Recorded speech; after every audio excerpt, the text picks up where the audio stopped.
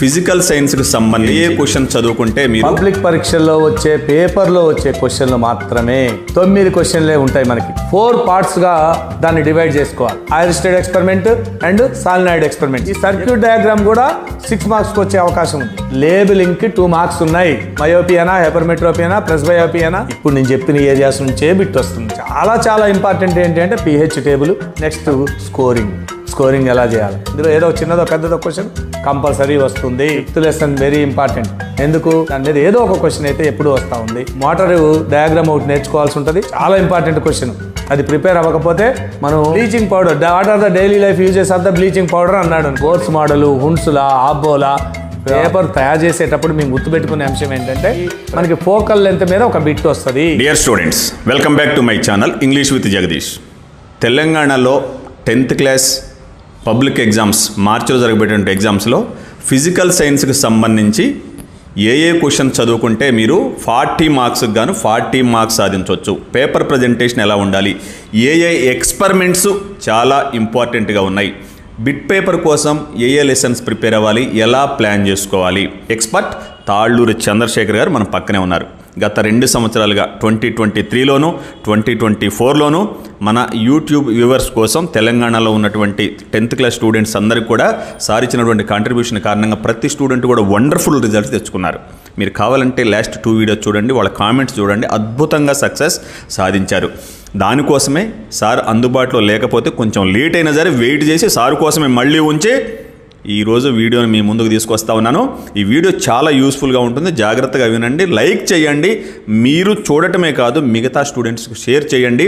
Regular updates పొందడం కోసం 10th class, intermediate అన్నిటికీ సంబంధించినటువంటి వీడియోస్ మన దాంట్లోనే లభిస్తూ ఉన్నాయి. కాబట్టి అవన్నీ మీరు పొందాలంటే బెల్ ఐకాన్ ప్రెస్ చేయండి, ఛానల్ని ఫాలో అవుతూనే ఉండండి. Over to Talluri Chandrasekhar sir.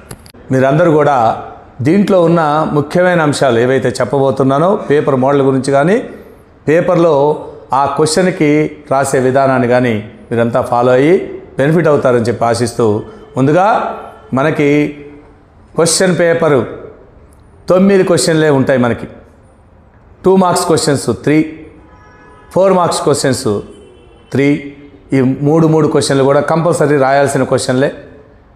6 marks questions 3 questions ఉంటాయి, కానీ అందులో 2 క్వశ్చన్స్ మాత్రమే రాస్తాం. కాబట్టి ఛాయిస్తో కలుపుకుంటే 36 marks question paper part A. Part below మనకి 10 బిట్స్ 10 మార్క్స్ వస్తాయి. ఇవి ఏ ఏరియా నుంచి వస్తాయి, ఎలా వస్తాయి. ఇంతకుముందు పేపర్ మోడల్ మారినప్పుడు చాలామంది ఫీర్ అయ్యారు, కానీ లాస్ట్ వీడియోస్ చూసిన చాలామంది ఈ పేపర్ మోడల్ ఇంత ఈజీగా అర్థమైపోతుంది అనుకున్నారు. ఇప్పుడు చెప్తున్నాను, మనకి సైన్స్ అంటేనే ఎక్స్పెరిమెంట్స్కి 9 మార్క్స్ ఉన్నాయి. 9 మార్క్స్లో కూడా 6 మార్క్స్ క్వశ్చన్ ఒకటి ఉంటుంది, మరియు 2 మార్క్స్ క్వశ్చన్ ఒకటి ఉంటుంది, 1 మార్కుకు ఒక బిట్ ఉంటుంది. మరి 6 మార్క్స్ క్వశ్చన్కి ఏమిస్తారు, 2 మార్క్స్ క్వశ్చన్కి ఏమిస్తారు, 1 మార్క్ బిట్కి ఏమిస్తారు అనేది తెలుసుంటే ఆ ఎక్స్పెరిమెంట్స్ ప్రిపేర్ అవ్వడం ఈజీ అవుతుంది. ఎక్స్పెరిమెంట్స్ కూడా మనకి లిమిటెడ్ నెంబర్ ఆఫ్ ఎక్స్పెరిమెంట్స్ ఉన్నాయి. అవేవో కూడా ఇప్పుడే చెప్తాను మీకు. ఎక్స్పెరిమెంట్లో మనము 4 పార్ట్స్గా దాన్ని డివైడ్ చేసుకోవాలి. Material required, procedure of the experiment, observations and result. ఇందులో మనకి 2 మార్క్స్కి ఎప్పుడు కూడా మెటీరియల్ రిక్వైర్డ్ కానీ, అబ్జర్వేషన్స్ కానీ, లేకపోతే రిజల్ట్ కానీ ఇస్తారు. రిజల్ట్ రాస్తే ఒక సెంటెన్స్ రాస్తే చాలు 2 మార్క్స్ వస్తాయి. మెటీరియల్ రిక్వైర్డ్ రాసేటప్పుడు ఏమైతే ఆ మెటీరియల్స్ ఉన్నాయి అందులో 4 రాస్తే చాలు 2 మార్క్స్ వస్తాయి. అబ్జర్వేషన్స్ 2 రాస్తే చాలు 2 మార్క్స్ వస్తాయి. అంటే 2 మార్క్స్ రాసే విధానం అలా.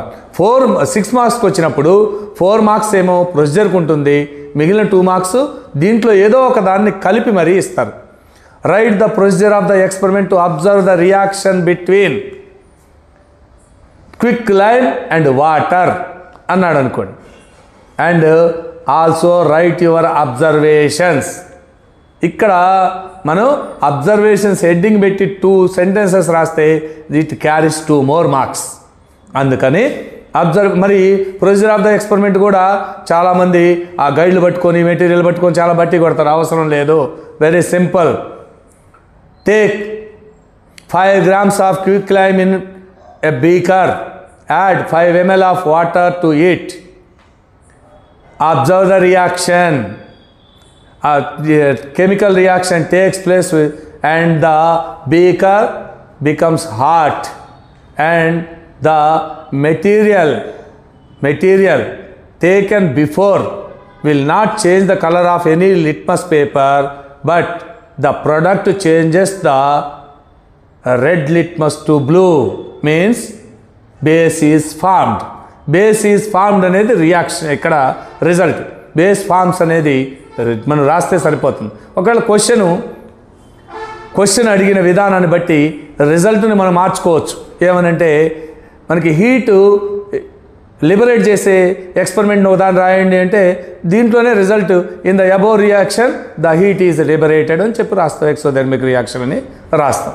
ఇలా మనం ఎక్స్పెరిమెంట్కి procedure, material required, observations and result, వీటి 4 పార్ట్స్ని ప్రిపేర్ అయితే సరిపోతుంది. ఇవి కూడా విడివిడిగా ప్రిపేర్ అవ్వద్దు. ఎలా ప్రిపేర్ అవ్వాలి ఇప్పుడు మనం చెప్పుకున్న దాంట్లోనే దాన్నే మనం ఒకవేళ గుర్తు రాలే observations, the beaker becomes hot and the product turns the red litmus to blue, అది రెండే అబ్జర్వేషన్స్. లేదు మెటీరియల్ గుర్తులేవు కదా, మర్చిపోయా కదా, 10 మెటీరియల్ ఉన్నాయి కదా, ఏం అవసరం లేదు. 4 material gives you 2 marks. Beaker, quick lime, water, litmus paper, these are enough. కాబట్టి మనం ప్రిపేర్ అయ్యే విధానాన్ని బట్టి మార్క్స్ స్కోరింగ్ ఉంటుంది. ఇందులోంచే ఒక బిట్ ఇస్తారు. బిట్ అడిగేది ఏంటి, ఇప్పుడు మనం అనుకున్న in the reaction between the quick lime and water the product dash, కింద ఇచ్చిన దాంట్లో ఆప్షన్ ఏంటి, ద బేసిక్ వన్ అని ఉంటే అదే రాయాలి, బేస్ ఫార్మ్స్ అని రాయాలి, లేదంటే the red litmus turns blue అని రాస్తాం. మిగిలిన ఏ ఆప్షన్స్ కూడా రైట్ కావు, ఈ ఆప్షన్సే రైట్. కాబట్టి మనం రైట్ ఆప్షన్ ఎన్నుకోవడం అనే దాన్నే మనం బిట్ రూపంలో తీసుకుంటాం. ఇక ఇంపార్టెంట్ ఎక్స్పెరిమెంట్స్ ఏమి ఉన్నాయి, ఇంపార్టెంట్ ఎక్స్పెరిమెంట్స్ అంటే ఫస్ట్ లెసన్లో మనకి image formation with the concave mirror, అది ఒకటే ఎక్స్పెరిమెంట్ ఉంది. సెకండ్ లెసన్లో 3 ఎక్స్పెరిమెంట్స్ ఉన్నాయి. The reaction between quick lime and water, precipitate formation reaction and the reaction between zinc and hydrochloric acid, ఈ 3 ఉన్నాయి. జింక్ హైడ్రోక్లోరిక్ యాసిడ్ది నెక్స్ట్ లెసన్లో కూడా ఉంది, థర్డ్ లెసన్లో కూడా ఉంది. కార్బనేట్స్తో యాసిడ్స్ రియాక్షన్, తర్వాత మనకి న్యూట్రలైజేషన్ రియాక్షన్. ఈ న్యూట్రలైజేషన్ రియాక్షన్ రాసేటప్పుడు కూడా ఇంత బాగా రాయాల్సిన పనిలే. ఇప్పుడు మనం అనుకున్నట్టుగానే take NaOH solution in the beaker and add 2 ml of dilute hydrochloric acid to it and test it with the phenolphthalein indicator, and you can observe that it won't turn into పింక్గా turn అవ్వలేదు అంటే neutralization అయినట్టు. అంటే ఈ రెండు ఒకదాన్నొకటి neutralize చేసుకుంటాయి, base and acid. The reaction between base and acid, the products are salt and water, ఇది న్యూట్రలైజేషన్ రియాక్షన్. ఇలా న్యూట్రలైజేషన్ రియాక్షన్ తర్వాత నెక్స్ట్కి వెళ్ళిపోతే మనకి 4th లెసన్కి వెళ్ళిపోయామనుకోండి. 4th లెసన్లో మనకు ఉండేది same as first lesson, the image formation with the convex lens. అంటే డిఫరెంట్ పొజిషన్స్లో ఉన్నప్పుడు different sized images, different properties ఉండే ఇమేజెస్ వస్తూ ఉంటాయి. వాటి గురించి ఒక ఎక్స్పెరిమెంటు మనకి తెలిసిందే, అదొకటి. ఇక మనం 5th లెసన్లోకి వెళ్ళిపోతే మనకున్నది ఒకటే, అది ప్రిజం ఎక్స్పెరిమెంట్ను మనం ఎలాగా ఇంపార్టెంట్ ఎక్స్పెరిమెంట్గా ఎప్పుడు ఈ మధ్య కాలంలో చూడలేదు. కానీ ఏంటి ఉంటుంది, మనకాడ స్కాటరింగ్ ఆఫ్ లైట్ గురించి ఒక హైపో తీసుకొని, హైపో అండ్ యాసిడ్ మధ్య రియాక్షన్ తోటి క్రిస్టల్ ఫామ్ అవుతూ ఉంటాయి. సైజ్ ఇంక్రీజ్ అవుతూ ఉన్నప్పుడు కలర్ చేంజ్ అవుతున్న ఎక్స్పెరిమెంట్ ఒకటి ఉంది, అదొకటి. ఇక 6th to 8th ఒక్క ఎక్స్పెరిమెంట్ కూడా ఉండదు. 9th లెసన్కి వస్తే ohm's law verification, factors that affect the resistance, అవి 4 ఉంటాయి మనకు తెలుసు. దాంట్లో temperature, length of the conductor and మధ్య ఛేద వైశాల్యం, అంటే cross section of the conductor and మనకి అందరికీ తెలిసిన విషయాలే ఇవన్నీ కూడా 4: temperature, cross section, length and material. ఈ మెటీరియల్ చేంజ్ అయినా కూడా మారుతుంది అనేది ఈ 4 ఎక్స్పెరిమెంట్. అంటే మొత్తం 5 ఎక్స్పెరిమెంట్స్ అందులో ఉన్నాయి. ఈ టోటల్గా మనం లెక్కేసుకుంటా వస్తూ ఉంటే మనకు కూడా తెలుసు 10th లెసన్లో వచ్చేటప్పటికి చాలా ఇంపార్టెంట్ రెండే ఎక్స్పెరిమెంట్స్ ఉన్నాయి, ఐరిస్టెడ్ ఎక్స్పెరిమెంట్ అండ్ సాలినాయిడ్ ఎక్స్పెరిమెంట్స్. ఎక్కువ సార్లు ఐరిస్టెడ్ ఎక్స్పెరిమెంట్లో కానీ సాలినాయిడ్ ఎక్స్పెరిమెంట్లో కానీ మెటీరియల్ రిక్వైర్డ్ కానీ అబ్జర్వేషన్స్ కానీ అడుగుతూ ఉన్నారు. కాబట్టి ఆ రెండు 10th లెసన్లో ప్రిపేర్ అవ్వాలి. 11th లెసన్లో factors that affect the rusting of the metals, అది 3 టెస్ట్ ట్యూబ్ ఎక్స్పెరిమెంట్ ఉంది. అది కూడా చాలా సింపుల్గా చదవచ్చు. మనకు అవకాశం ఉంటే ఎక్స్పెరిమెంట్స్ మీదనే ఒక చిన్న వీడియో తర్వాత చేద్దాం, ఎట్లా ప్రొసీజర్ ఎట్లా సింపుల్గా రాయొచ్చు అనేది. నెక్స్ట్ 12th లెసన్లోకి వస్తే ఎక్స్టరిఫికేషనే వెరీ ఇంపార్టెంట్ ఎక్స్పెరిమెంట్. ఈ రకంగా మనం లెక్కేసుకుంటే సుమారుగా 18 ఎక్స్పెరిమెంట్లు వస్తాయి. ఈ 18 ఎక్స్పెరిమెంట్లు 9 మార్కులు ఇస్తాయి. ఈ 9 మార్కులు కూడా ఎలా వస్తాయి ఇప్పుడు ప్రొసీజర్ కూడా చెప్పాను. ఇవి నెక్స్ట్ మనకి సైన్స్లో నెక్స్ట్ ఇంపార్టెంట్ ఏంటి, ఈ 18 ఎక్స్పెరిమెంట్స్కి కూడా మనం డయాగ్రామ్స్ నేర్చుకోవాలి, అరేంజ్మెంట్ ఆఫ్ ద ఎక్స్పెరిమెంటు. లేదంటేనేమో కొన్నిటికి ఇప్పుడు మనం జింక్ హైడ్రోక్లోరిక్ యాసిడ్కి అయితే అరేంజ్మెంట్ రాస్తాం, కానీ అదే వేరే వాటికి ఇప్పుడు హోమ్స్ లా వెరిఫికేషన్ ఉందనుకోండి, సర్క్యూట్, ఆ సర్క్యూట్ నేర్చుకోవాలి. ఈ సర్క్యూట్ డయాగ్రామ్ కూడా 6 మార్క్స్కి వచ్చే అవకాశం ఉంది. కాబట్టి ఈ డయాగ్రామ్స్ నేర్చుకుంటూ దీంతో పాటుగా orbital diagrams and Mollier diagram, దీంతో పాటుగా మనకు షేప్స్ ఆఫ్ ద మాలిక్యూల్స్ ఇందులో కూడా ఇంపార్టెంట్.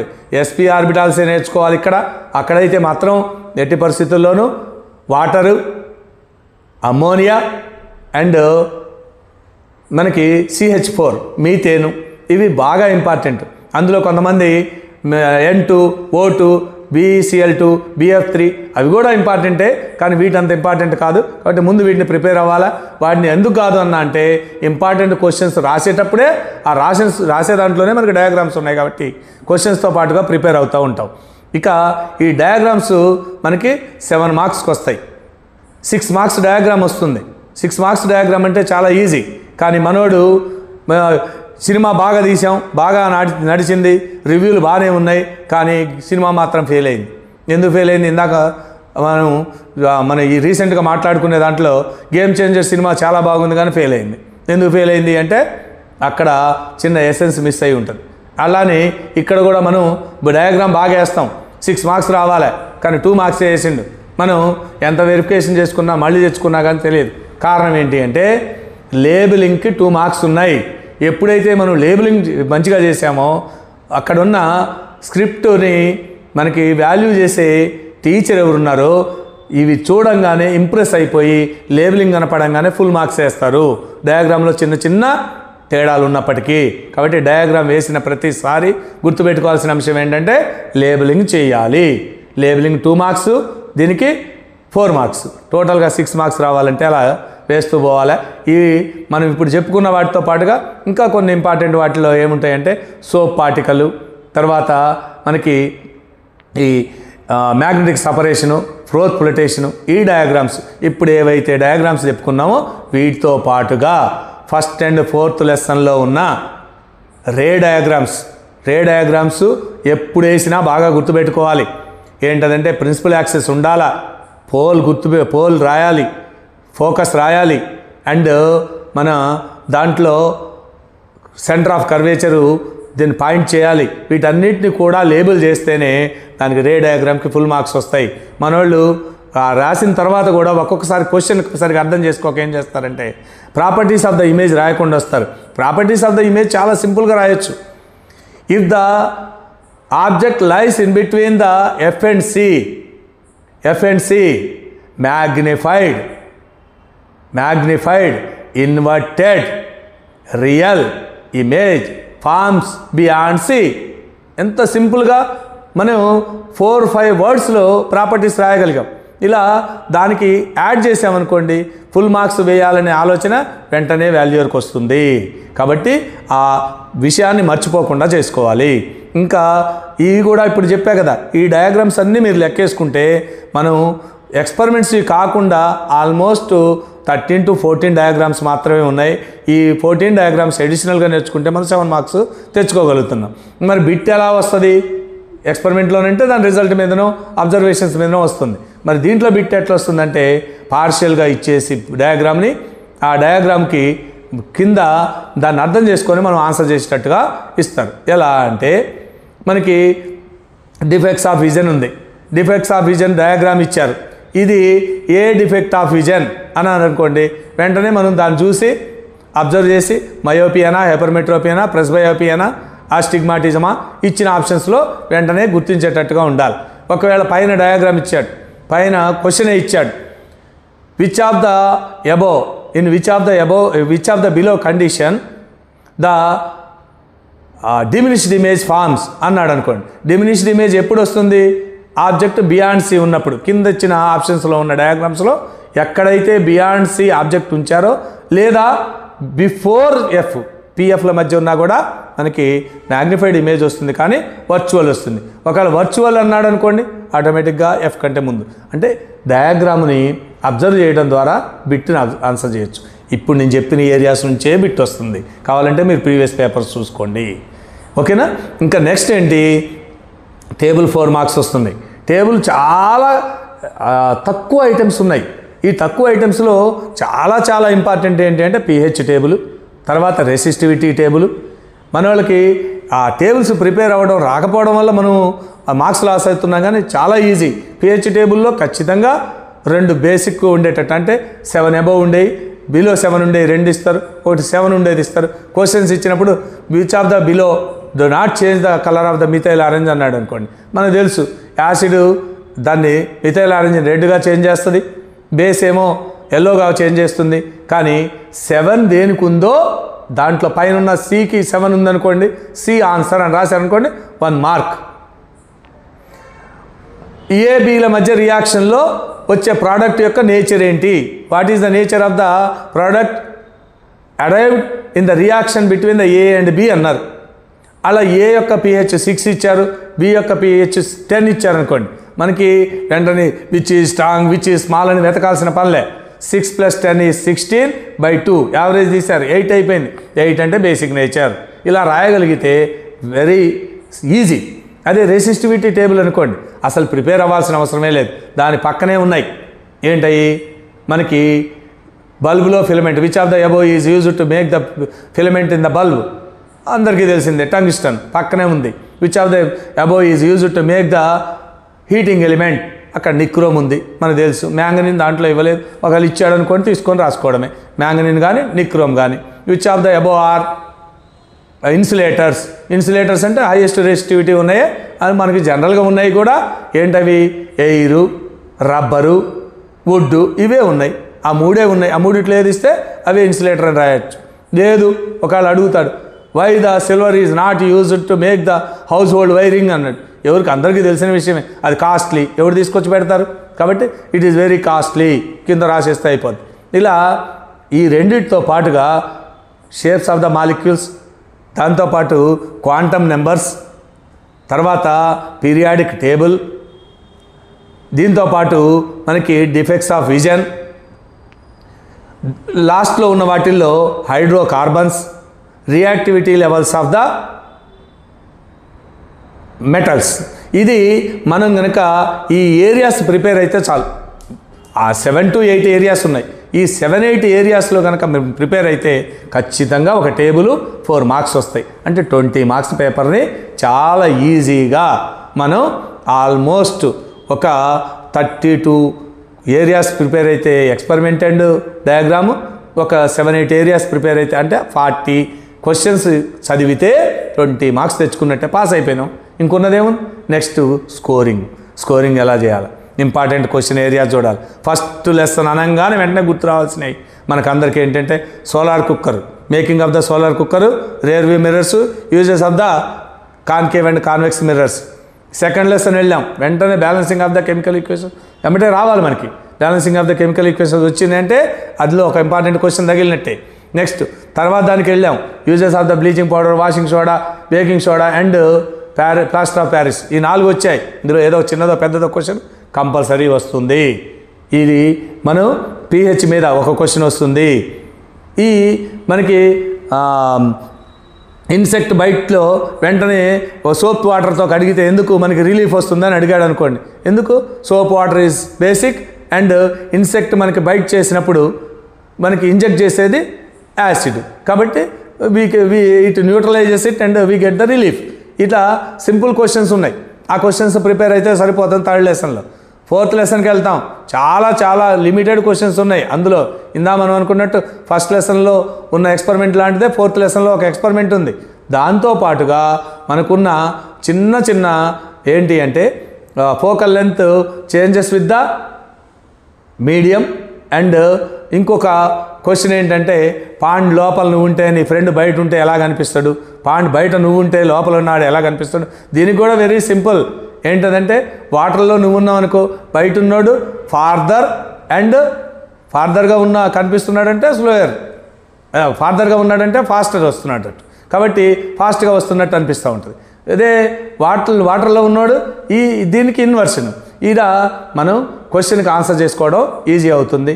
ఈ ఫోర్త్ లెసన్లో ఇవి మాత్రమే important questions. Fifth lesson very important. ఎందుకు? డిఫెక్ట్స్ ఆఫ్ విజన్ ఉంది, స్కాటరింగ్ ఆఫ్ లైట్ ఉంది, అండ్ ఇంకా మనకి డిస్పర్షన్ ఆఫ్ లైట్ ఉంది.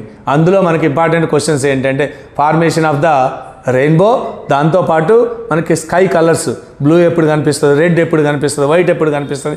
మనకు అందరికీ తెలిసిన విషయాలు. మనకి నైట్రోజన్ ఆక్సిజన్ ఎక్కువగా ఉండడం వల్ల బ్లూ కలర్లో కనిపిస్తూ ఉంది. ఎప్పుడైతే మనకి ఉదయమో సాయంత్రమో అయితే మనకి రీచ్ అయ్యే దాంట్లో ఈ రెడ్ కలర్ ఎక్కువగా రీచ్ అవుతుంది కాబట్టి రెడ్గా కనిపిస్తూ ఉంటుంది.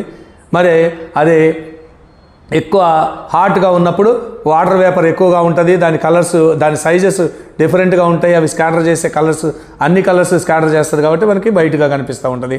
ఈ ఏరియాలు మాత్రమే ఆ ఫిఫ్త్ లెసన్లో ఇంపార్టెంట్. ఇక సిక్స్త్ లెసన్కి వెళ్ళినా మనకు అందరికీ తెలిసిన విషయాలే. అందులో హున్స్లా, అబ్బోలా అండ్ క్వాంటమ్ నెంబర్స్, వీటిని ఈజీగా ప్రిపేర్ అవ్వచ్చు. దీంతోపాటు మనకి ఎల్ఎంఎన్ వాల్యూస్ సంబంధించి టేబుల్ ఒకటి ఉంది. ఆ క్వాంటమ్ నెంబర్స్ టేబుల్ ఒకటి మంచిగా ప్రిపేర్ అవ్వాల్సి ఉంటుంది. దాని మీద ఏదో ఒక క్వశ్చన్ అయితే ఎప్పుడూ వస్తూ ఉంది. సెవెంత్ లెసన్కి వచ్చేటప్పటికి properties of the periodic table, Bohr's model of atom, తర్వాత the factors that affect the ionization potential.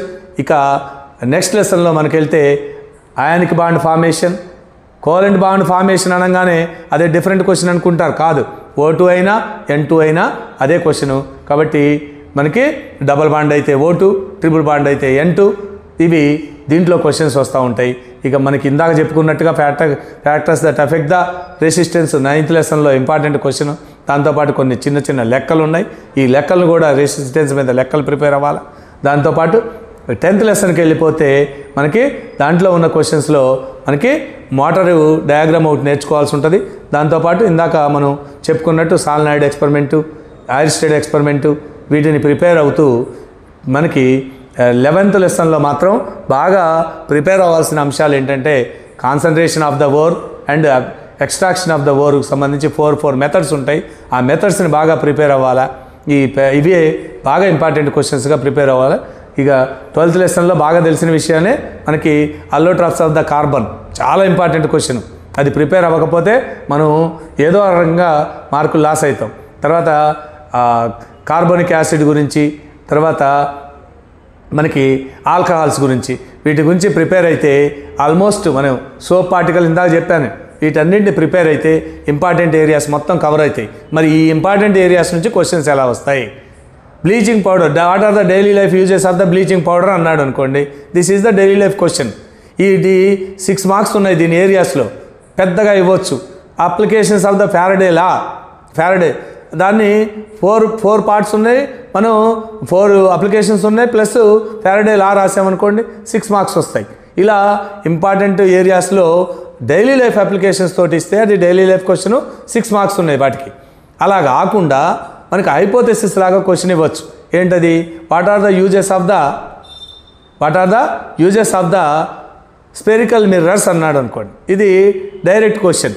ఇది మనం అనుకున్న 18 మార్క్స్, ఏది కాన్సెప్చువల్ అండర్స్టాండింగ్లో 18 మార్క్స్ ఉంటాయి, దాంట్లోకి వస్తుంది. హైపోథెసిస్లో 2 మార్క్సే ఉన్నాయి.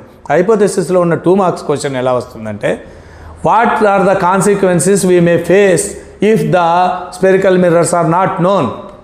స్పెరికల్ మిర్రర్స్ ఉంటే ఏమి యూజెస్ ఉంటాయో అవి ఉండవని రాస్తే చాలు. Spherical mirrors dentist uses the concave mirrors to observe the inside of the mouth. The consequence ఏంటో తెలియకపోతే the dentist may face difficulty to observe in the mouth, and we may face difficulty to observe the back vehicles if the spherical mirrors are not known. ఎందుకంటే rear view మిర్రర్స్గా మనం వాడేది convex mirror కాబట్టి అది కూడా తెలియకపోతే ఈ ఇబ్బంది. కాబట్టి కాన్సిక్వెన్సెస్ అంటే ఈ యూజెస్ ఉండకపోయేవి అని రాయడమే అది కాన్సెప్ట్. అట్లాంటిది ఒక్క క్వశ్చనే వస్తుంది, 2 మార్క్స్కే వస్తుంది. కాబట్టి దాన్ని మీరు డైరెక్ట్గా రాసినా కూడా మార్క్స్ స్కోర్ అవుతాయి. మనకి మళ్ళీ చెప్తున్నా, ఎప్పుడు కూడా మర్చిపోబాకండి. బోర్స్ మోడలు, హున్సులా, ఆబ్బోలా, ఫారడేలా అప్లికేషన్స్, తర్వాత హైడ్రోకార్బన్స్, అలోట్రాప్స్ ఆఫ్ ద కార్బను, తర్వాత ఈ ఏరియాస్ ఏవైతే ఉన్నాయో వీటిని మనం చదవలేదు అంటే మన మార్క్స్ని లాస్ చేసుకుంటున్నట్టు. బిట్ పేపర్ కాడికి వస్తే బిట్లు ఎక్కడ వస్తాయి సార్? మోస్ట్ ప్రాబబ్లీ మీరు ఎప్పుడు గుర్తుపెట్టుకోండి, పేపర్ తయారు చేసేటప్పుడు మేము గుర్తుపెట్టుకునే అంశం ఏంటంటే ప్రతి లెసన్కి ఇంపార్టెన్స్ ఇవ్వాలి.